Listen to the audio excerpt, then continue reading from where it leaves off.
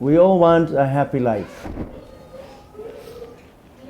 Unfortunately, some people, how they perceive the happiness in their life is based on nonsense. Some people think that if they drive a Mercedes, they'll have a happy life. And some people think that if they go twice a year on a cruise, they have a happy life. But unfortunately, the reality is that we run after different pleasures, and after a certain amount of time of disappointment but not getting these pleasures, or even that I get what I thought will give me pleasure and then I found out that it's actually not giving me pleasure, then I fall into a disappointment. I get disappointed. But we were created with a system that we constantly want to have pleasure. That's how we created. Before you ask me why didn't God create us with a system that we just want to do good? So God created us the same way that the body has a DNA, we have a DNA to our soul. And God created us with a system that we constantly want to have pleasure. We are a creature that needs pleasure. So we constantly run after this pleasure. The problem is that in this world there's a misconception what is pleasure. So when I grow up and I glued to a screen and all day long my opinions are based on what the screen is showing me, then my perception of the world is distorted. So I think that if I have a lot of money, that will bring me pleasure. And I think that if I have a beautiful car, that will bring me pleasure. And I think that if I travel around the world, it will bring me pleasure. And unfortunately, our generation is programmed by the screen, and I perceive that what my life should be is what the screen shows. And that's the reality. And a lot of people are looking at me like, what is he talking about? But that's the reality. That our generation and the generation before and the generation before constantly was looking at this screen. So 50 years ago it was a very small screen and it was without colors. Now it's a very big screen and has colors. But the reality is that for about 50, 60 years we are glued to screens. And unfortunately the industry of the screens is an industry of fake dreams. So, and this is called Hollywood. I just came from Los Angeles, the land of fake dreams. So we look all day long at the screen because we want to shut our problems down. We don't want to deal with life right now. So I glue myself to a screen. And then the screen is starting to plant in my subconscious a bunch of junk. So kids look at the screen and they think it's normal to be violent, or I want to be a hero because the guy on the screen, he's the hero, but he has to beat everybody up to be the hero, and then he will win the beautiful girl. So the whole stories that we see since we're young, it's paving our subconscious. And our entire reality is based on this fake reality that we are being programmed. Our fashion, our thoughts, everything. So even if the screen is not in your home, then you have these big screens on the sidewalk, on these big billboards. And a lot of people think that the billboards, who's looking at the billboard? You don't need to look at the billboard. Just by the fact that it's in your view, your eyes register everything and goes into your subconscious. Like now you have the election, everywhere you go you see these signs everywhere. One might say, who's looking at the sign? I'm really going to vote for a president from a sign? No, but just the colors. It's a very smart psychology in all the campaign. The colors and the names and the flashing is feeding my subconscious. And when I come to make my decision is already based on my subconscious. 90% of my conscious is subconscious. 5% is I don't even use it, and 5% is my conscious. But we constantly and we totally operate by our subconscious.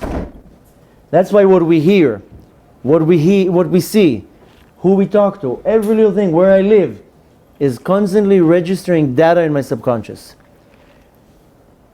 So with that said, most of us are brought up with a screen, a box in my living room and in my bedroom, and everywhere we go there's a screen. And a big majority of the day, most human beings are glued to that screen. Doesn't matter what they choose to see, but they're glued to a screen. Are you referring to TV? TV, iPad, iPhone, doesn't matter what. Anything that has a screen, a computer, anything that you're looking at the screen like a zombie, like this, for 2 hours. Somebody talks to you. You need to go and make it to the bathroom. No, I'll wait because I'm now glued to the screen. So it doesn't matter what shape the screen comes in. Like this, like that, like this, doesn't matter. We are glued to screens. Just understanding the impurity that's in the screen, and if you just have to take something out of today, then just understand that the screens have a very strong power of impurity. But that's not what I want to talk about. I want to talk about relationships and marriage. And unfortunately, most people, their understanding of marriage and any type of relationship is because of what they saw on the screen for 40 years. So people think, you ask now a 2-year-old, well, 2-year-old is not going to answer you, a 10-year-old, what do they think? What is marriage? Oh, we're going to be holding hands all day long. And we're going to walk into the sunset together. And before we go to bed, we're going to kiss each other and say, I love you so much. And because that's what they see on the screen. That the husband has to be a very muscular man, and he smokes, and he's macho, and he beats everybody up so the woman falls into his hands. And in the mind of the man, she has to be gorgeous with luscious long hair, and that's what we see on the screen. You do not see on a screen a movie of a fat guy, bald, and his wife is in the kitchen washing dishes. That's not what the screen shows you. So what we perceive from the screens is totally distorted. So we think that a happy life is if I have a convertible car, and if I have a yacht, and then I go on vacations, and I wear beautiful suits, because that's what we see on the screens, the successful people. And then I run after that. 99% of people will never get it. And then I fall into depression and sadness, and I'm a failure. I didn't do this, I didn't do that. Because I'm trying to achieve something that is not even in my scope. And I think that my happiness will come from these things. Going back to the screen. The screen runs the show. And the problem in our generation that now the screens are everywhere. When I grew up, it was a little box in the living room that barely had colors. Now, even the little kids, they have screens. Everybody has a screen. Every normal home has 7 of them. Big ones, nice ones, with nice sound. And now it's in our hands, and it's in our car, and it's in the room, and it's in the office. It's just screens all day long. All day long you're looking at screens.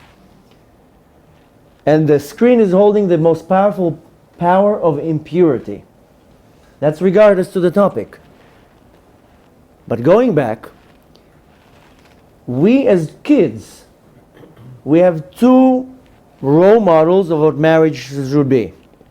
The screen, that everything is perfect, and then my parents, that everything is not perfect.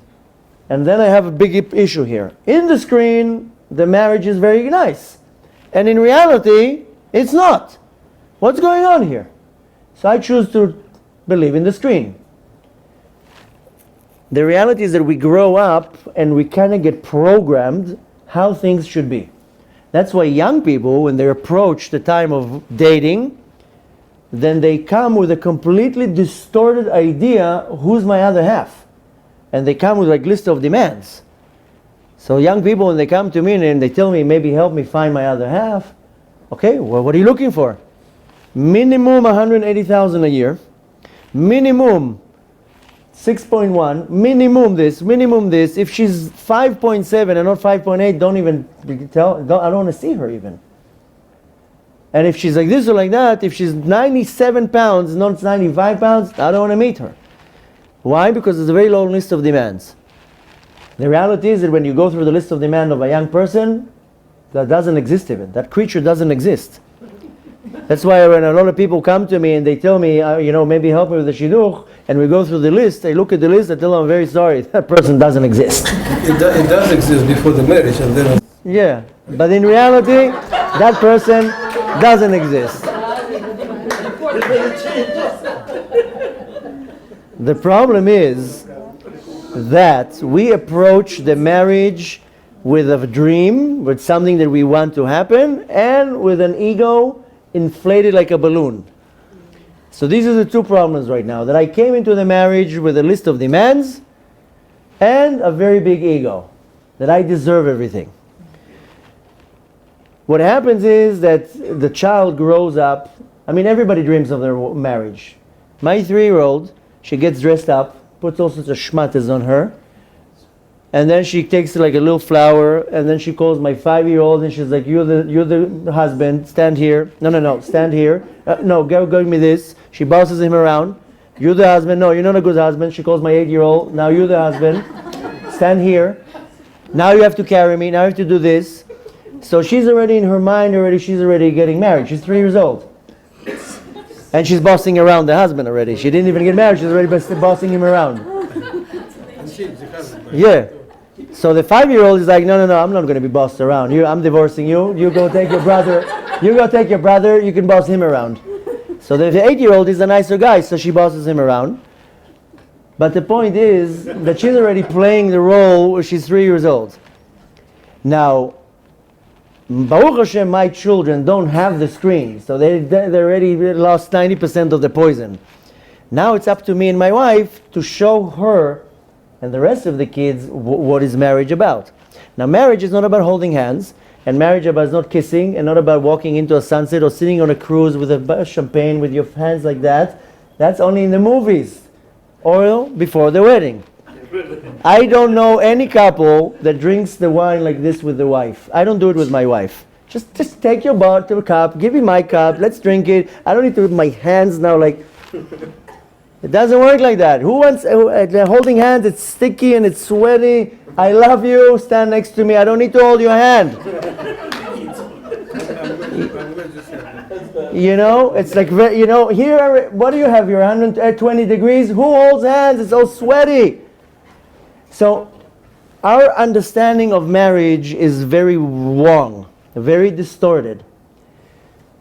Marriage is to refine me. That's why I said when you come with a list of demands and a big ego, you have two major problems. First of all, remove the demands. Second of all, pop the ego, then come approach to the wedding, to the marriage. The Torah tells us very clearly that we were created for the sake of creating unity by two opposites. That's the entire Torah in one sentence. Taking two opposites and creating unity in them. That's it. You open the Siddur, every mitzvah, every prayer before you say, what do you say? L'shem yichud kudsha, brichu shchinte. For the sake of unifying the male and the female part of the Kadosh Baruch Hu. The Shekhinah is the female part, and kudsha brichu. That's it. The Torah was created to do unity. Everything in the Torah is to take these two opposites and to make them live together. And you see that right when the Torah started was Adam and Chava. In the beginning they were together, they were glued. The Zohar says Adam was in the front, Chava was in the back. They were glued. But then Hashem says, what's the point here? What type of a challenge I'm going to have here? Let me separate them. Let me put in each one of them different opinions, different desires, different thoughts. Let me make them completely different. Now let me put them together. And you see that the first commandment that God gave us, very simple. He didn't tell us right away to put tefillin or to keep Shabbat. He told us, be fruitful and multiply. Pruvu. Get together and bring more kids to the world. That's the first commandment. Only 2,000 years later we started getting commandments. For 2,000 years, concentrate on your marriage. Now the story in the Torah is that Adam HaRishon was created, then Chava was created, then the story with the sin. Then Adam got so upset, he dumped Chava. 130 years, he gave her a get. I don't want you. Move away, you made me sin. 130 years he was by himself, and then he came back to her. He did tshuva, and they made to marriage counseling, and the guy told him, make peace, forgive her, forgive him, hold hands, kiss, and move on into the sunset, and we have a world to create. Forgive each other. So Adam HaRishon forgave her, and she forgave him, and they kissed and made up, and everything was good. The point is that the Torah is teaching us that one of the main reasons why we were created is marriage. All the mitzvot are important. Learning Torah is very important. But the marriage is the core for everything.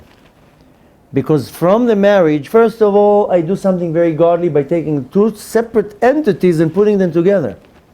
And with that, I'm able to bring another generation.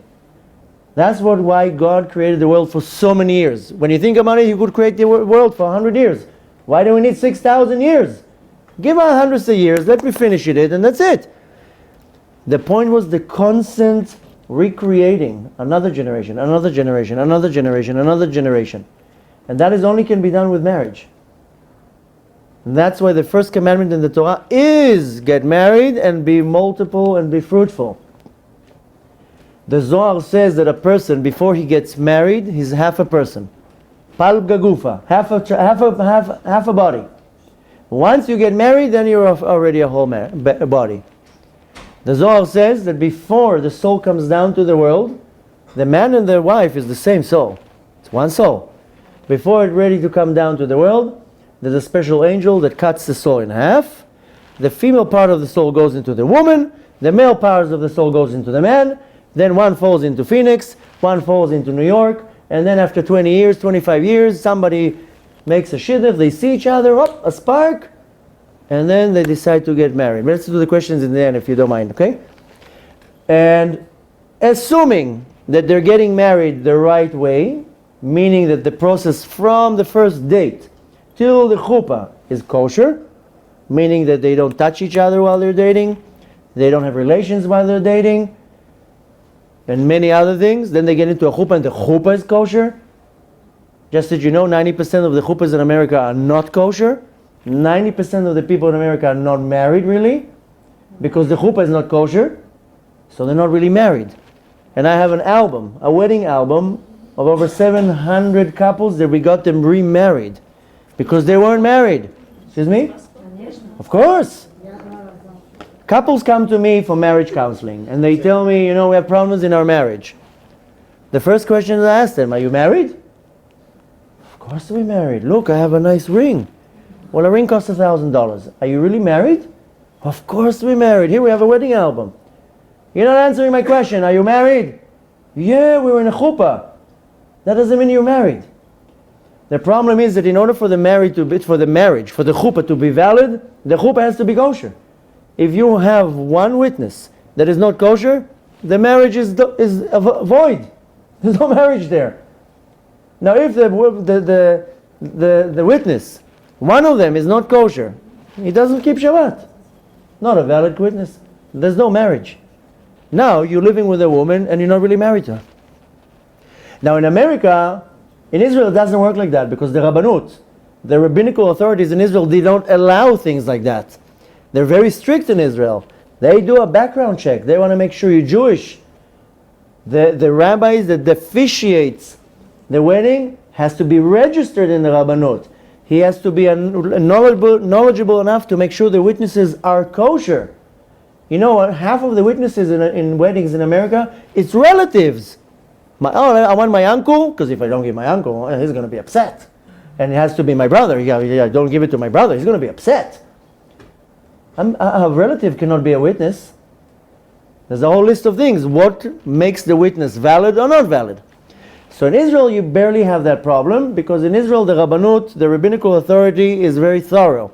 In America, they don't do it. Half of the weddings are done by a woman, or reform, or conservative, or whatever, all sorts of inventions. And even the Orthodox ones, sometimes they say, listen, we have a very big problem here in America. And that's something that I ran into about 12 years ago when my wife's best friend got married. And she invited us to the wedding, and she asked my wife to be a witness. My wife is like, I can't be a witness. A man has to be a witness. No, we're not doing it Orthodox. So my wife is like, what do you mean you're not doing Orthodox? What are other ways to do it?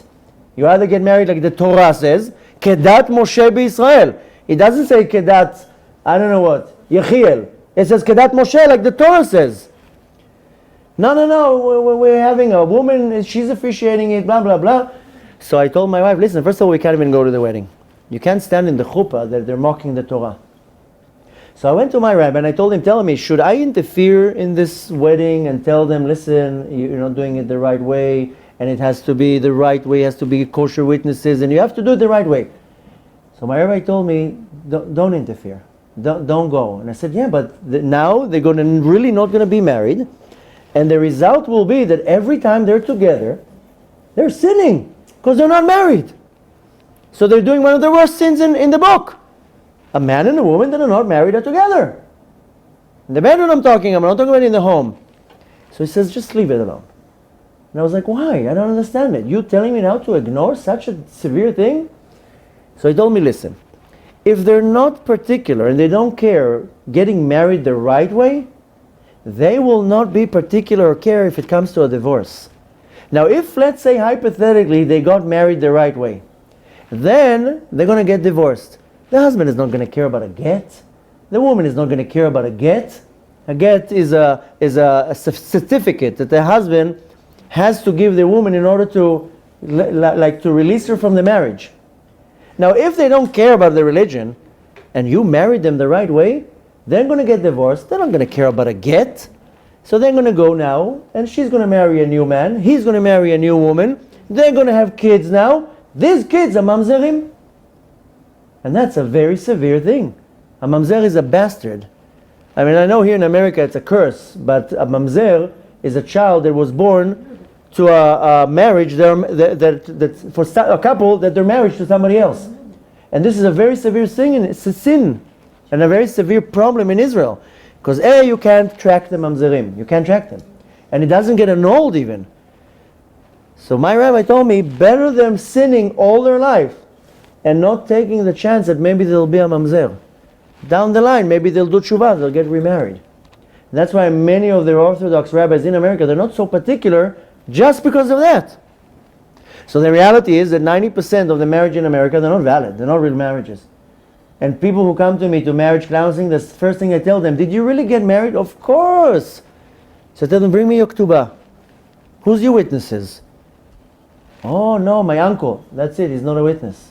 Your ketubah is void. You have to get remarried. Now you don't have to do another whole party. Go to the Beit Din, fill in a new ketubah, bring in 2 witnesses, say I love you, and that's it. And you're remarried. It takes 5 minutes. But now there's holiness in the relationship. 90% of the marriages that they don't work is because the connection was not done the right way. Take now a screw in a piece of wood, and if you screw it 1 millimeter a little bit crooked, then the screw goes in all the way in, but it's a little bit crooked and a little bit the edge is pointing out, and it's annoying you. It's like not straight. It went in, but not the right way. Same thing, a marriage can get together, but it's not screwed the right way. It's a little bit crooked. And this little piece that is crooked is causing all the problems. Like a little thorn in your heel. You can't step on your heel, so you're limping. So it all starts already how the connection was done. If you backtrack it even more, is how was the time of the dating. 99% of the couples, before they were married, they were already together. That already messes everything up. Because she was prohibited on you. You're not allowed to be together when you're not married. So you already created one problem before the wedding was already done. Then you have to do tshuva for that and repair that. Because what it does, forget about the sin right now, it brings a certain impurity on the couple. So what happens is, how they say in America, a black cat went between them. Black cats there's nothing wrong with black cats. They're just the same as gray cats. It's stomach nonsense. But they say a black cat, they have all sorts of things. I don't know. People believe in all sorts of nonsense. People call me sometimes and they go to such details. Somebody called me not too long ago because I told them, that nothing in this world happens without a divine providence. Everything has a meaning to that. So this guy took it so serious. He calls me every 2 days. Don't ask. I saw a bird flying sideways and it landed on... Nonsense. Nonsense. So people think, the black cat went between the couple and now they have problems. There's no problem with cats. The problem is that sometimes the connection was done not the right way, based on the Torah, so there's some type of a friction between the couple. Because exactly how you said, before the wedding, everything is perfect. He's my hero, she's my queen, I love you, all day long I love you. 2 minutes after the wedding, get away from here, why are you throwing things on the floor? Pick up your underwear. the reality is that till the wedding, the couple is prohibited to touch each other, to be with each other. That's why in the Orthodox circles, you go on a few dates, you see that it's the right one, that's it. You call the wedding 2 months later, and in the meantime they separate. Not to be, it's a big temptation, I want to be next to her, I want to hold her hand, but it's not the right time. She's prohibited. In Hebrew it's called asura. She's not allowed to. But if you look at the bracha under the chuppah, it says matir et ha'asurot. You reverse it now. Now she's arusa. Now she's engaged to me. Now in the olden days, they used to do the engagement about a year. They used to do the irusin, wait about a year or two. Sometimes they used to do the irusin when the kids are like 14, 15. And a couple of years later, they do already the marriage. They already signed the contract. Nowadays, we do the irusin and the shidduch and the kiddushin the same time. We do it right after the other. But the point is that even the process to the wedding is extremely important. So most of the couples that have problems in their Shalom Bayit, you have to backtrack 60 years, 40 years, 30 years to how was the dating process. Because if the couple were together physically, that's already putting some type of a screen between them because it was done in a very impure way. So there's now a shade, a shield of impurity.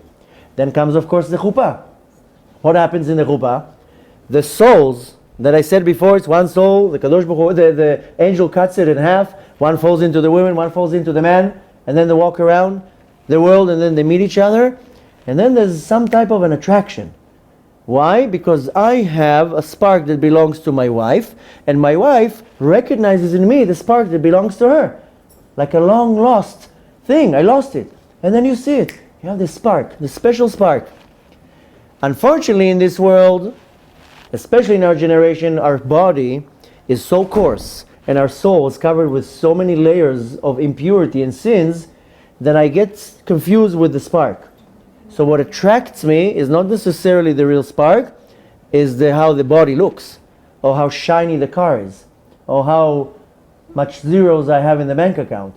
So the spark that attracts me is the wrong spark. That's why people now in our generation and in previous generation, they go on dates. I don't know. He's cute, but he's this. She's nice, but she's that. This uncertainty. Why? Because there's some type of a confusion. But assuming everything was done right, then there is an attraction. With most couples, there's a certain attraction. Because their souls recognize each other and then they go into the chuppah. Now what happens in the chuppah? Assuming that it's a kosher chuppah, the Kadosh Baruch Hu sews the two souls together in 7 stitches, corresponding to the 7 sfirot that we have, corresponding to the 7 days of creation, corresponding to the 7 powers of the soul. That's why the girl turns around, the chatan, for 7 times. All the rituals, it's not an invention, it's not some prehistoric custom. There's mystical explanations for every little thing that happens in the chuppah. That's why they say the chuppah is the most important day of the person. They say in Chazal, what are the 2 most important days, the most happiest days of a person's life? His wedding, he or she, and his death. People think it's the birthday. No, it's the wedding day and the death day. The day that you die, because that's the day that you complete your journey. Now, if the chuppah is done the right way, the couples are kosher, didn't touch each other, everything is good, the chuppah is kosher, right witnesses, everything is done the right way, the Kadosh Baruch Hu sews the souls together. And then the connection is 100% custom fit, perfectly, sitting perfect. Now, different from what I said before I said that you come with a list of demands and an ego. The problem is that the list of demands is based on all sorts of misconceptions and bad education. The reality is that in my other half, we call it the other half, is the complete opposite. My other half is complete opposite from me. So if I'm looking for something according to my list, I'll never find that person. Because I want blue eyes, she's going to have brown eyes. I like a tall one, I'm going to get a short one. Because it's my complete opposite. There is going to be some things that are parallel to have some type of attraction and some type of being parallel. But the reality is my other half is my mirror. Now if you're looking at the mirror, if I'm looking now at the mirror, if I smile to the mirror, then the mirror will smile back at me, the guy in the mirror. Right? If I frown to the mirror, then the guy in the mirror will frown to me. But look at something amazing. If I raise my hand to the mirror, I raise my right hand, you know the guy in the mirror, he raises his left hand. Because that's my other half. It's an opposite. So I will get reflections getting back from the mirror when it comes to certain actions, but with other actions, it's the complete opposite. That's my other half. My other half is my mirror. She came to correct me, he came to correct you. That's how it is. That's why when the Kadosh Baruch Hu created Adam and Chava, first of all they were one, because he said, okay, I'm going to make a perfect creation. Then Adam HaRishon, HaKadosh Baruch Hu brought all the animals to him to name them. Because Adam HaRishon, it's not like this old man that's running naked in a garden. People think that Adam and Chava, these two guys, running naked in heaven and eating grapes. Adam HaRishon was a pillar of light. It wasn't like what we imagine. But he was in such a high level that he would sit, and HaKadosh Baruch Hu brought to him all the animals, and he started naming the animals, because he saw the godly power in them, and he was able to name them. But Adam HaRishon got very upset, because he saw that every animal has a mate. And he's like, how come I don't have a mate? In Hebrew, most of the animals, the female and the male has different names. I don't know exactly how it is in English. In English you also have it. But in some of the animals, in Hebrew, most of the animals, the male and the female is different names. So Adam HaRishon, he got all the animals, and then he saw that they all have mates. And he's like, hey, that's not fair, I also want a mate. So the Kadosh Baruch Hu decided to put him to sleep, take a rib out, and the whole story. And then he created him Chava, which her name originally was Bechal Chaya, it wasn't Chava. But the thing is that it says in the Torah, maybe just in there, there's already a problem. Because if the foundation is not strong, the whole building will collapse. Now, Baruch Hashem, we opened a yeshiva for women in Tzfat, so we got a big building, and the lawyer told me, you must get an engineer to check the building. I said, the building looks a good building. He's like, yeah, but you don't know how the foundation is. Maybe the guy painted the house, the building real nice, and it looks all good. Maybe the foundation is all rotten. And you're going to find now that all the poles, they need to be re-instructed, however they make it strong, reinforced. You have to check. You have to invest the money in the engineer to go and check it. So we get an engineer, and he goes and he checks the walls, the foundations, everything. And then the engineer comes and says, strong foundation, don't worry, this building is standing for another 500 years. Oh, let's move to the deal. If my foundation in marriage is all shaky, the whole building will collapse at some point. Either it will constantly shake, so then my marriage is not stable, or it will collapse. A couple of years ago, there was a very small earthquake in New York. Very, very small. And suddenly we felt our building like shaking.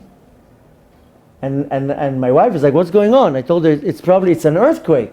And we're like shaking from side to side. And she's like freaking out. And I'm like, this is so cool. Like we're moving from side to side. She's like, this is not cool because the whole building can fall. So when something is very loose, at some point it might fall down and break. Sometimes no. Sometimes it's very flexible. It can move here and there. But the reality is that first of all, I have to have a very strong foundation. And this strong foundation is only built based on what the Torah teaches us, because the Torah is the foundation. So if there wasn't involved the Torah in my relationship, you have to backtrack and you have to fix it. Like you have to now, what's the word? Reinforce? You have to reinforce now the foundation. So if I dated my wife for 2 years and we lived together and we've been together physically, then I have to do tshuva for that, because it's now one of my poles is not strong. So, if according to this, if you get divorced, you don't have to give. You don't have to give gift. Is that the case? If the marriage was 100% not valid, there's no get here. I have a student that her husband was abusing her, severe abuse. Everybody told her, stick with him. He's nice. He's this, and I told her, leave him. He's abusing you. So she told me he'll never give me a get. So I said, okay, let's see if you're even married. Maybe you're not married. So we found out that she's not married. I told her, just pack your bag and leave. You're not married. You don't need a get. So if the marriage is not right, not kosher, there's no get here. The rabbi is not going to even tell you to give a get. But when you go to get a get, when you go to the Beit Din, the rabbi tells you, bring me the Ketubah. Let me see if you're even married. Let me see what's going on. But yes, if there's no marriage, you don't need a get.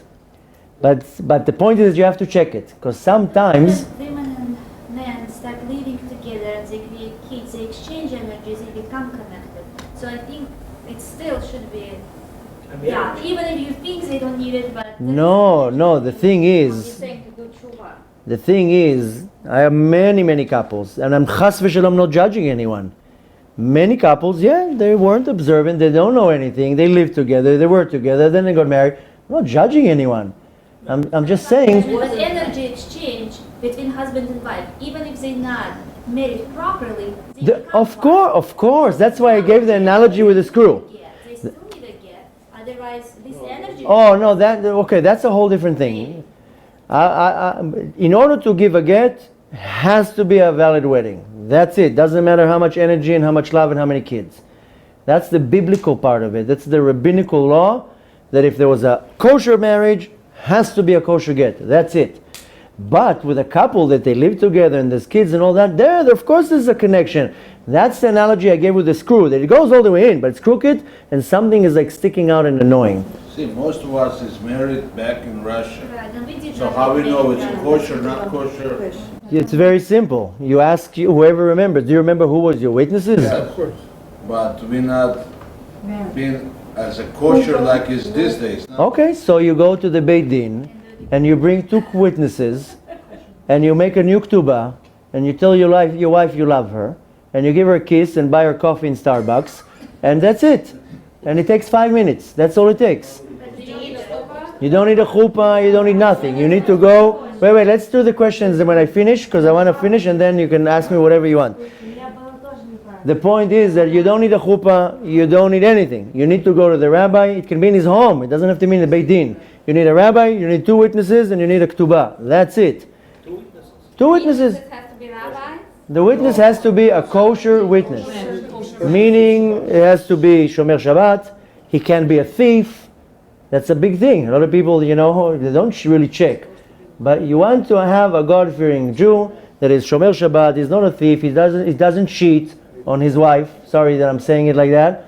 And you have to have two kosher ones. They cannot be related to each other and they cannot be related to you or your husband. That's it. 5-minute thing. The rabbi writes the ketubah, he gives you the thing to do the kinyan, Shalom al Israel, and everything is good. It doesn't matter. I said America. Yeah, it's also Russia, it's Canada, it's anywhere. The thing is that some people tell me, listen, my marriage is fine, I don't buy what you're saying. Your marriage is fine? Fine. We're not talking about the ones who are marriage are fine. The reality is that spiritually it's not good, because if the couple is not married the right way, then every time they're together there's a sin. So a 5-minute act guarantees to you that at least when you're with your wife, there's no sins, even if you have the best marriage ever. And I have a couple like that. They told me, we have a very good marriage, we understand each other, I tolerate her, she tolerates me, everything is good. But I told them, you still have to do that, because every time you're together, according to the Torah, you're sinning. In the beginning, like, what? No, nonsense, nonsense. I told them, what do you care? 5 minutes. 5 minutes, sign the document. What, do you need to come now to the world to come after 120 years and they'll tell you, listen, what a bag of sins you have, because every time you were with your wife, you weren't even married to her? So I'm more talking about the ones who have problems, because I'm trying to make an analysis. Where do I have a problem? If I have a couple that all day long they're kissing and hugging, that's not an issue. Let them have a happy life. I'm talking about the couples, which unfortunately is the most of the couples, that they're not happy in their marriage. Now, some couples, it's fire. That's one issue. Another problem is, that's how I started the lecture, we only want to be happy. Some couples, they might not fight, but they're not happy. He's in his room, she's in her room, they go to separate vacations, everything is separate, shut up, I'll eat with me, with myself, they're together, but they're not happy. Or deep down inside, maybe there's a conversation, not happy. And you know what it causes? The eyes to start going somewhere else. Maybe that is better, maybe here is better. The point is, that's why I started the lecture by saying that we're seeking for this happiness, for this pleasure. The pleasure will only come from a stable and good home, marriage, kids. That's what's going to bring me pleasure. I can have 5 Mercedeses outside. If I'm fighting with my wife all day long, doesn't matter how fancy my car is. It's not going to make me happy. It won't make me happy for 2 minutes. The problem in our life that we constantly seeking this happiness and this pleasure, we can't find it in the right place because it requires hard work. So I look for it in the easy way out. So I'll go to a good restaurant. So I'm happy for an hour. That's it. So I'll go on a vacation. I'll be happy for a week. I'll buy a new car, a nicer one with more gadgets. So I'll be happy for a month. And then I get used to the car, and then I'm stuck with the car for 3 years. So I constantly searching, how am I going to feed myself to be a little bit more happy? But I'm buying these very short gratifications. The real happiness has nothing to do with all these things. I mean, there's nothing wrong with having a nice car. Don't get me wrong. You want to have a nice car? Go ahead. You want to have a nice home? Fine. There's nothing wrong with that. But that's not the source of happiness. What's going to bring me happiness is in my home. Is when I come home, how are you? When I come home all upset, oh, now I have to see her face again. And now she's going to start complaining. Why did you leave the toothbrush outside? And why did you leave a mess? And why you didn't do this? And why you didn't go to pray? And why? And why? Oh, leave me alone. That's not happiness. I can come home with $1 million check. If I just heard that, it's not happiness. What kind of a happiness when I have kids running around the house, fighting, answering back to me?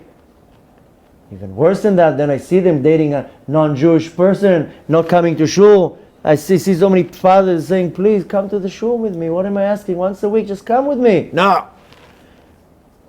And what type of happiness you get when your son comes home?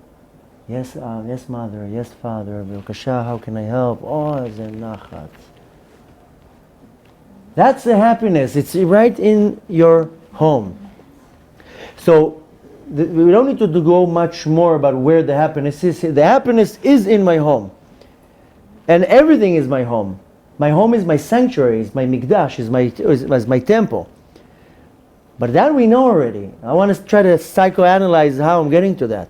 So first we talked about the spiritual part before the marriage and during the chuppah. That's one thing. You have to make your own analogy. And it's very, very simple. To make quickly a new document, I'm not exaggerating, 5 minutes. It doesn't cost money. You don't have to do a party. No need of grading this. You know what? I actually have a couple. They're in their 60s. She got a nice dress. They made it nice. She got all excited and she sent me a picture with her flowers in the dress. And okay, fine. You want to be romantic? Fine. Good. That's not the point. But you want to correct that.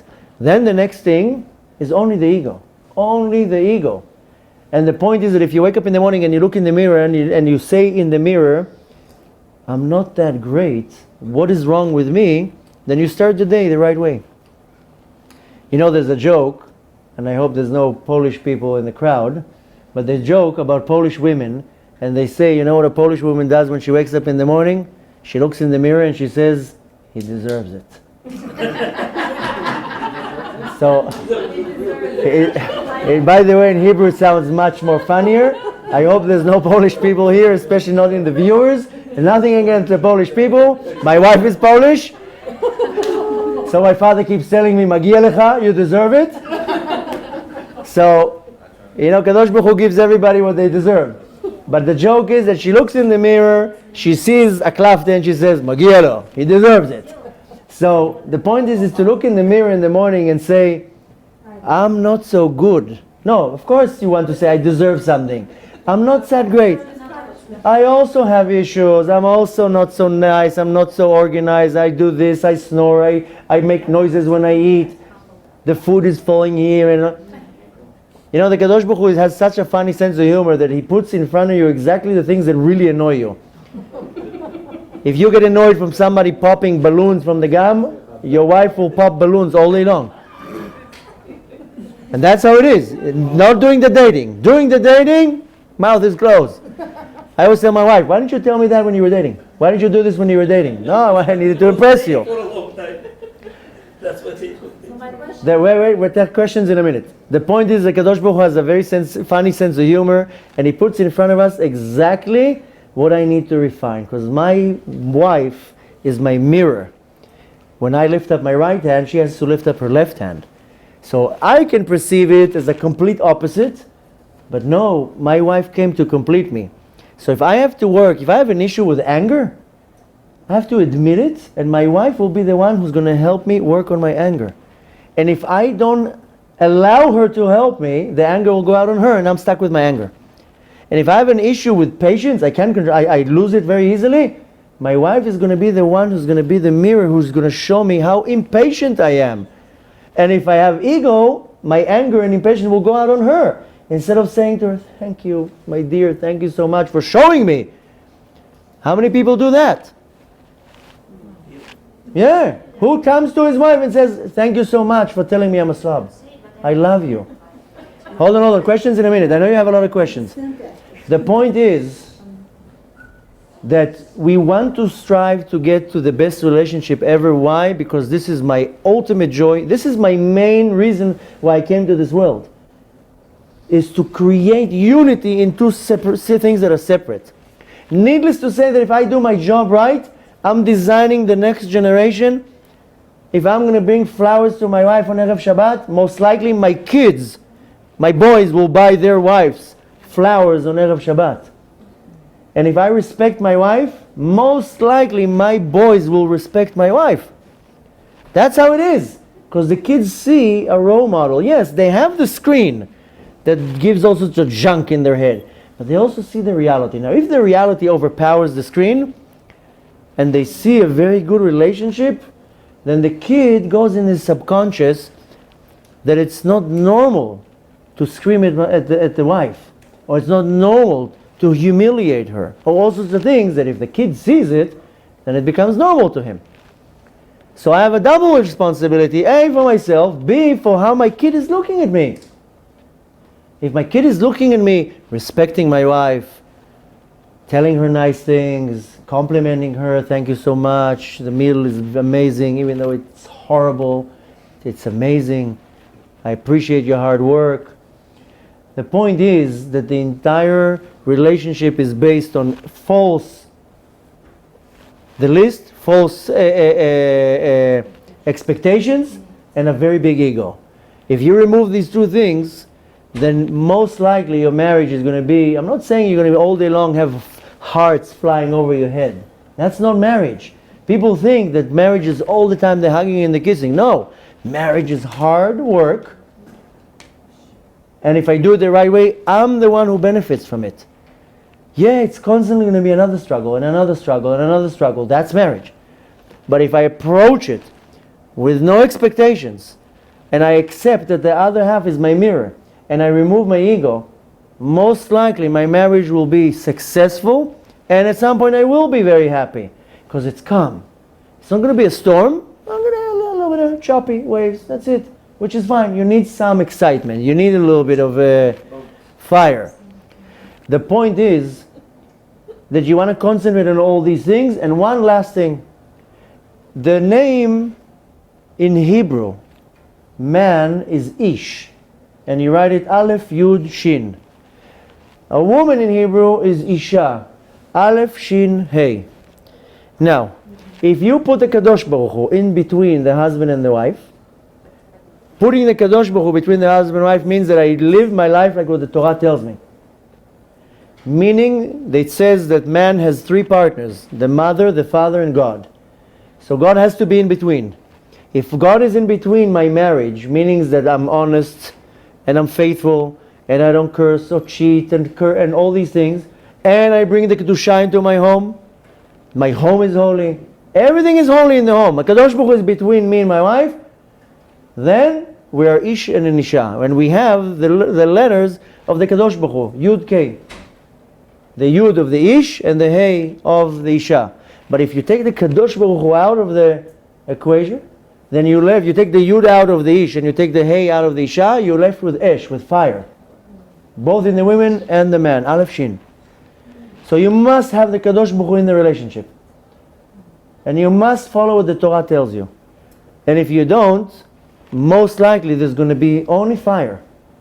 And fire makes a bigger flame and a bigger flame. And fire kind of, it doesn't fight each other. Fire joins each other but makes it worse. So the last thing one needs to put into the marriage is make sure that the house is holy. that the mind is holy, that the relationship is based what the Torah says. If the Torah tells me that when my wife is in her cycle, we don't touch each other. So 2 weeks, you hold on, you sleep in a different bed. Good vacation. I like that time. Oh, I don't have to squeeze in a bed. I have my own cover. And more than that, the Torah tells me exactly what it needs to do.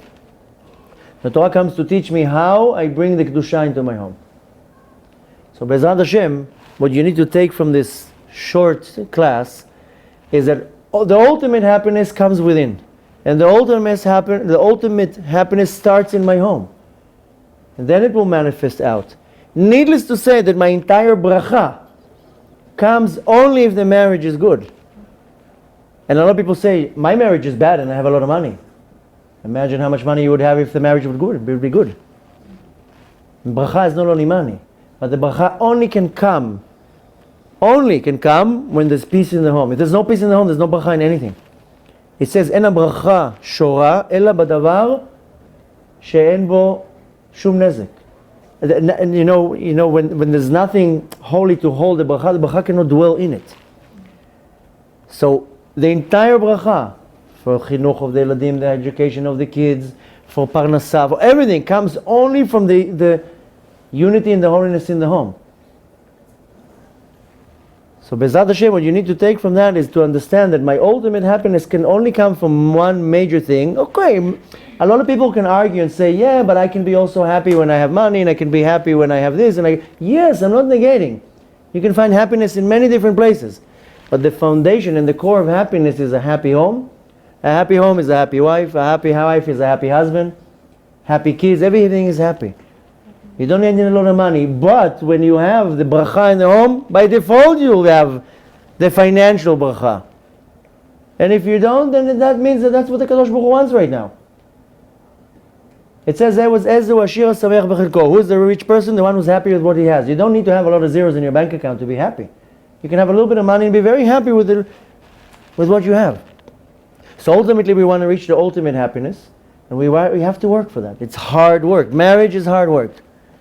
Don't think that marriage is not hard work. Marriage is a very hard job, but you do it the right way, then you gain everything that you wish for yourself.